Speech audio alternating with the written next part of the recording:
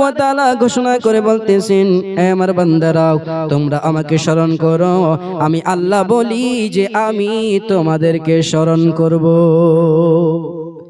আল্লাহ তাবারক ওয়া তাআলা ঘোষণা করে বলে দিলেন যে আমার বান্দারা, তোমরা যদি আমাকে স্মরণ করো, তবে আমি আল্লাহ ঘোষণা করে বলতেছি আমিও তোমাদেরকে স্মরণ করব। কিন্তু শর্ত কি? শর্ত হলো যে আমাদেরকে আল্লাহ তাবারক ওয়া তাআলাকে স্মরণ করতে হবে। স্মরণ অর্থাৎ আল্লাহ তাবারক ওয়া তাআলার শুকরিয়া আদা করতে হবে। যখন আমরা আল্লাহ তাবারক ওয়া তাআলার শুকরিয়া আদা করব, সেই সময়ে আমাদের আমল আল্লাহ তাবারক ওয়া তাআলা আরো পছন্দ করবেন।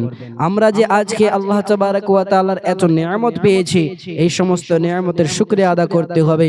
আল্লাহু আকবার কাবীরা। আজকে যদি আমরা আল্লাহ তাবারক ওয়া তাআলার শুকরিয়া আদা না করি, তবে আমরা কামিয়াব হতে পারবো না।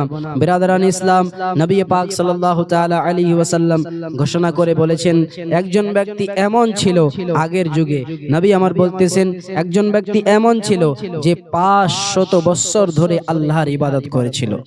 500 বছর ধরে আল্লাহর ইবাদত করেছিল, কিন্তু ইবাদত করার পরে যখন সে ইন্তেকাল করলো, যখন সে কিয়ামতের ময়দানে উঠবে, ওঠার পরে সেই আল্লাহর বান্দা যেন আল্লাহ তাবারক ওয়া তাআলা সেই বান্দাকে বলবেন,